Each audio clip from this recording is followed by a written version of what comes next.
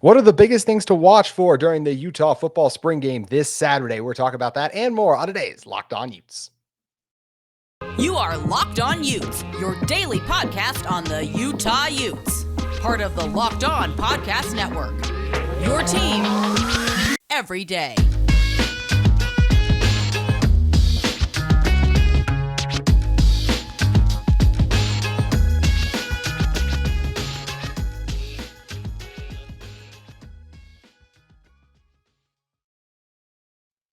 Hello, everyone, and thank you for making Locked On Utes your first listen every single day. We are available on all platforms, including YouTube. My name is JT Wistrcill, former intern inside the University of Utah Athletic Department. If this is your guys' first time watching our show, make sure you guys like, subscribe, love interacting with you guys in the comments or on social media. You can follow the show at Locked On Utes or myself at JT Wistrcill. On today's show, we're less than 2 days away from the Utah spring game, so we got to talk about what the biggest things to watch for are. And in order to help us do that, it's friend of the show and KSL.com's Josh Furlong. And Josh, I think the biggest thing to watch for is how the quarterbacks perform, because for those of you going to the game, you could be watching Utah's week 1 starter in this spring game because Cam Rising's availability is still very much up in the air. So is it going to be Bryson Barnes? Is it going to be Brandon Rose? We're not sure if we're going to see Nate Johnson. Kyle Whittingham has talked to us openly so far about him battling injuries. So it's going to come down to one of those two guys being the starter. Kyle has already talked about a little bit that right now it's Brandon Rose is a little ahead and Bryson is the one who's nipping at his heels. Bryson obviously with so much experience though, very much in that race. So it's going to be really interesting to see how they perform this Saturday. Yeah, this is the question that everybody had coming into spring camp, right? They wanted to figure out who was going to be QB2. And unfortunately, with Nate Johnson getting injured, that kind of limits it a little bit. So I don't know that we'll fully get a better picture at the end of spring. Even then, when Nate was when Nate was there, like you mentioned, Kyle Whittingham did say that Brandon Rose had been pulling ahead and was kind of starting to see some separation. And there's times when you're up on campus when you're watching them in the practice sessions that we get to see, and Brandon definitely looks like the more prepared quarterback.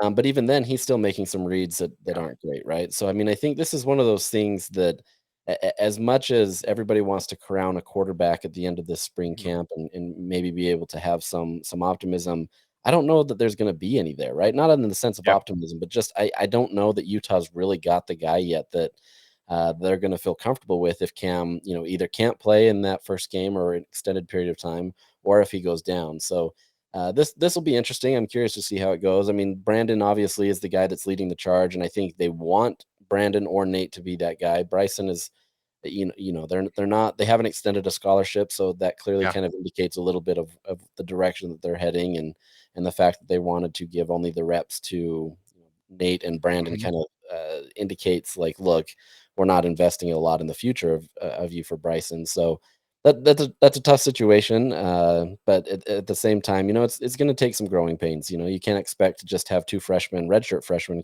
quarterbacks come in and you're going to hit, right? So, I think this will be fun. I think you got to go into this spring game, with those expectations a little tempered and understand where you're at and recognize also you're going up against a defense that's one of the best in the country. So, it's definitely something that we need to see though.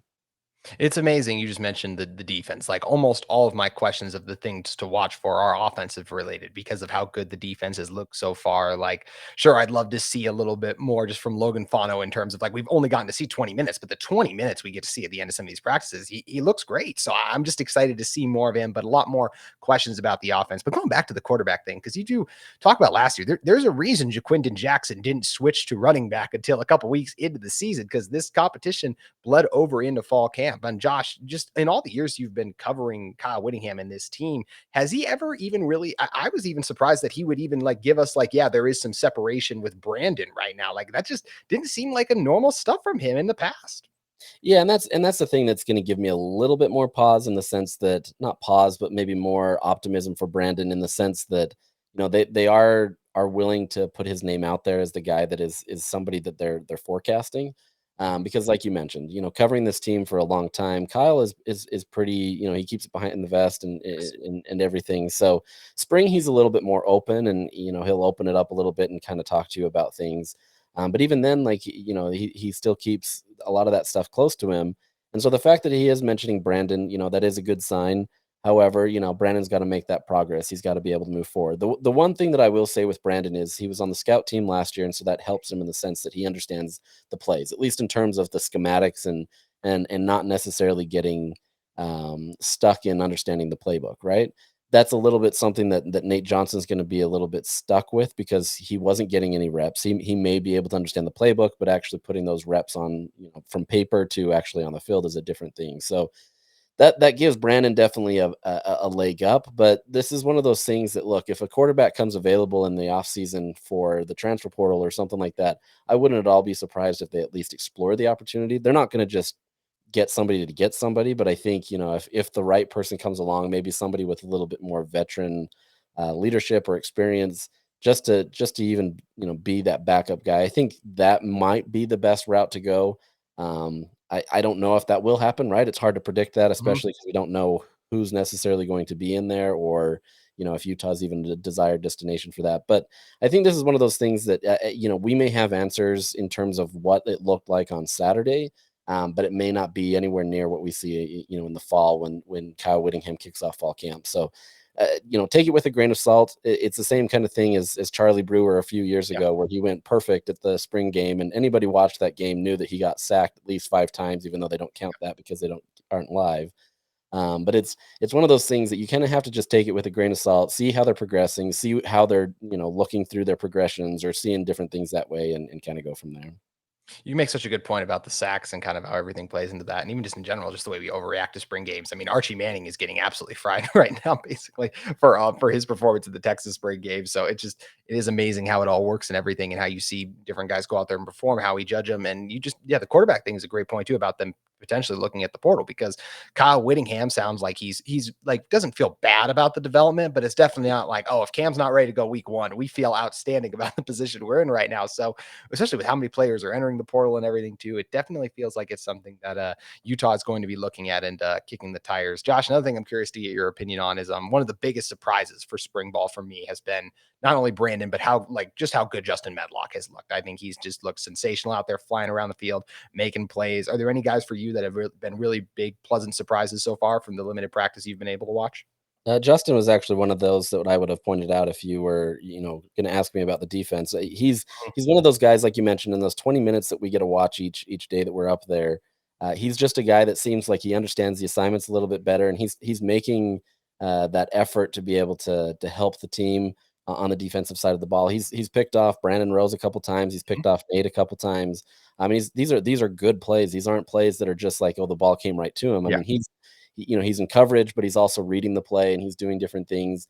I talked to him, I think it was last week or the week before, and he said he's feeling a lot more comfortable. He understands the system. He's starting to get into it a little bit more, and I think that's what you're going to see with a lot of freshmen, right? You're going to see a lot of those guys. It takes time to be able to understand the playbook. That Morgan Scalley's defense is not necessarily an easy defense. You've got to understand a lot of things, and it's going to take some time. But he's really picking that up. Logan Fano, you mentioned him earlier. I think he's one of those guys that I still think he needs to understand the playbook, but he's also at a position where it's just like, just go, right? Yeah.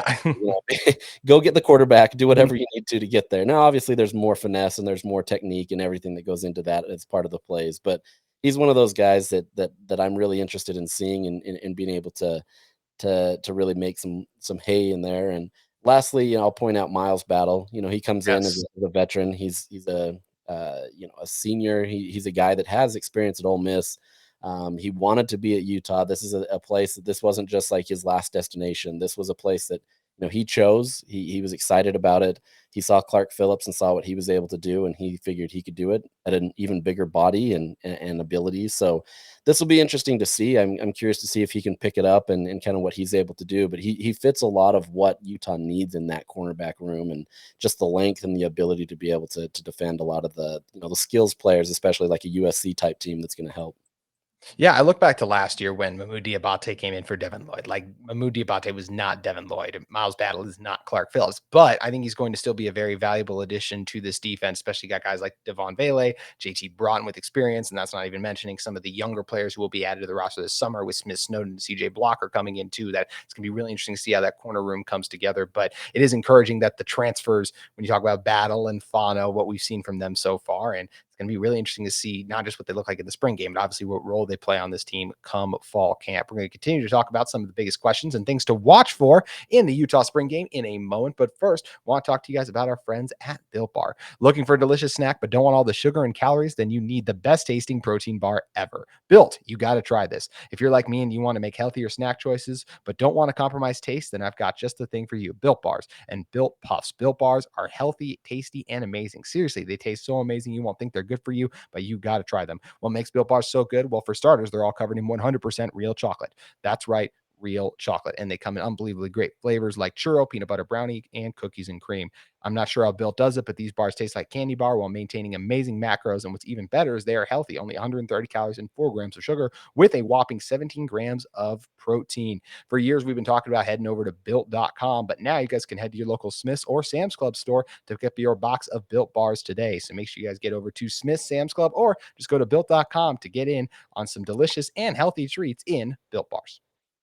Josh, coming back into this one, for some of the biggest things to watch for too, I know one thing that I'm really curious to watch is just how the offensive line looks and how they deal with this defensive line. Because when you got guys like Junior Tafuna out there, who's another guy who's just look, Junior Tafuna, Devon Vele have kind of been like two of the veterans who's just like a reminder, like, oh yeah, this is why they've been so good and make so many plays when you see them out there in the spring limited portion, because they've just wrecked, whether it's Vele wrecking the secondary or Tafuna wrecking the interior of the offensive line. Those guys are just dudes who make plays. So this is a decent defensive line. And we heard, it sounds like from the scrimmage that happened 2 weeks ago, they kind of won that scrimmage in the battle against the offensive line. This is an offensive line that's doing some reshuffling. Braden Daniels is gone. Paul Miley is gone. Got some guys playing out of position. Falcon Kalmatule was a guy a lot of us thought we would see last year. It ended up being Satawa, and then you bring Mokafisi in at guard. So Falcon's going to be out there. We heard he had an up and down scrimmage. How's Michael Mokafisi looking in year 2? Keaton Bills, we know he's solid, but who's going to be the center? Is it going to be Jaron Kump, Johnny Maea? How's that all going to work in? Offensive line is so crucial to a team's success, and it's amazing. I feel really good about the skill position players that Utah has, and especially once Cam gets back and healthy, you feel good about that. But the offensive line is the one thing, and especially the chemistry is so important up front. I'm really interested in how well they're going to play together. Yeah, I think the offensive line is one of those position groups that a lot of people forget, right? I think it's one Mhm. that's it's not the sexy position, it's not the No. skills players, it's not the quarterback, Mhm. but the most vital piece of a team, and you're Yes. starting to see Utah really own up to that, right? They're starting to recruit more heavily there. Obviously, their leading recruit of the 2023 class, and Spencer Fano was the top guy. I mean, he was this close to a 5-star. I mean, like Yeah. there's a lot of talent there, and they're bringing in a lot of depth. And this is one of those areas where I think it's going to be a big battle for that, right? Like you mentioned a lot of those guys. Satoa Lamea, he's likely going to move over to left tackle. He's probably going to be able to get there. He's got that experience. Keaton Bills, like you mentioned, left guard and all that. Michael Mokafisi. But it is going to be a question on who is that center. You're trying to get the question of who's going to be in there. Maybe Spencer Fano does get in there, but I think this is one of those areas that spring is going to be a good look at least a lot of these guys and how they manage it. I don't think it's going to give us a great idea of how they're going to go in the fall. Mhm. I think there's going to be a lot of different shuffling that Jim Harding's going to do and Yeah. trying to be able to figure it out. So, look, once again, take it with a grain of salt. And, anything with the spring game, like we've mentioned, take it with a grain of salt. At least, be excited about it. It's football in spring. Hopefully it's warm weather. Mhm. Um, but I think this is one of those areas where Utah, at the very least, they're as deep as they've probably ever been in the trenches.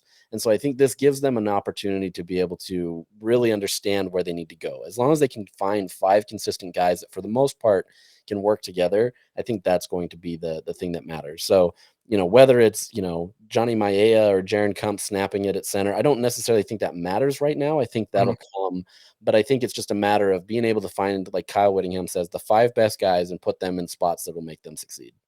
Yeah, absolutely. And that's one of the things where we look at last year. I mean, I still remember going into the first game, how surprised we were at the last minute shifts along the offensive line. Cause correct me if I'm wrong, Josh, we thought it was going to be Satawa and then Jaron Kump at right tackle, right?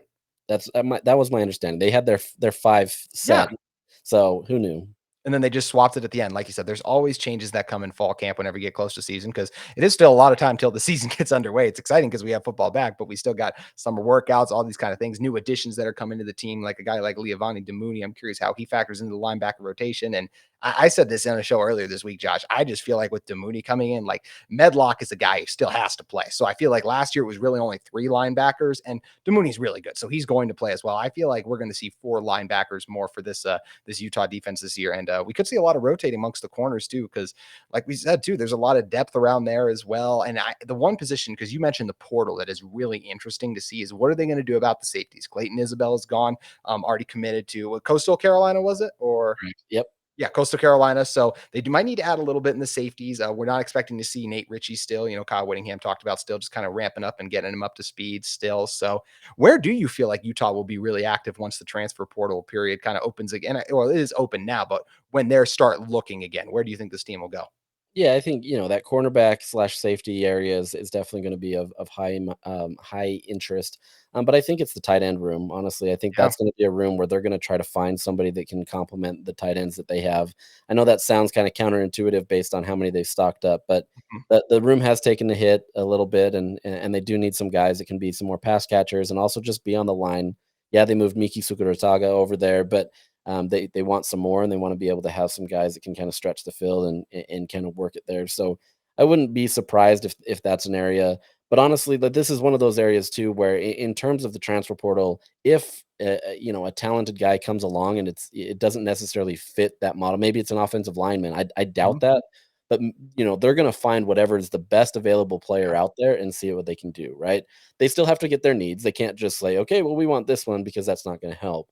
But to me, the cornerback room slash safety, whatever you want to distinguish that, defensive back, we'll call it. Yeah. That's going to be a top of mind. Tight end's going to be a top of mind. If they can get another wide receiver in there that's got some, veteran leadership or something like that, that wouldn't surprise me. So that's kind of where I see this heading moving forward. But it's anybody's guess. I think it's going to be an active session, but they also don't have necessarily a lot of scholarships to give in either. Yeah, but they definitely need more of those veteran guys to your point. Like with Mickey, I mean, this will be his first year if he does stay at tight end. And Logan Kendall was really good for this Utah football team last year. He was everything they wanted coming over from Idaho. So you want to make sure you have that. Brant Keithy is coming back from an injury, and you do want some injury insurance in case him or Thomas Yasmin go down. So definitely makes sense that the team is going to be looking in that area as well. And just talk about the spring game in general, Josh. How do you think Kyle Whittingham kind of views the spring game? And does he find more value in the game, or is he more so take stuff from the scrimmages and all the practices he gets in the game is more of a show a little bit? I mean, I think this still has some value, right? I think this is an opportunity, when the quote unquote bright lights come on, even though it's Yeah. at noon. I think this gives an opportunity to see how guys perform. There's a lot of guys that they may be a little lackluster in practices and all those different sessions, or even in scrimmages. But then when you get fans there that are excited to see them and are cheering them on and they want to kind of show out, sometimes things kind of turn on. So this True. is one of those things that allows them to be able to see it in as much of a simulated games type that they can. So there is value here. I definitely think that he takes it into consideration. But is it the end all be all? No, not by any means. I think this is just another key data point into kind of how they view it. But I think it's one that absolutely helps in terms of how a player, you know, visualizes, Mhm. what they're supposed to do in terms of a game setting. So I would look to that as maybe more of it. Who stands out there? Are they doing things that are, that they can replicate in fall, or is this kind of like an anomaly thing based on who they're going up against? So that's kind of how I view it, and taking away, what I view from a spring game.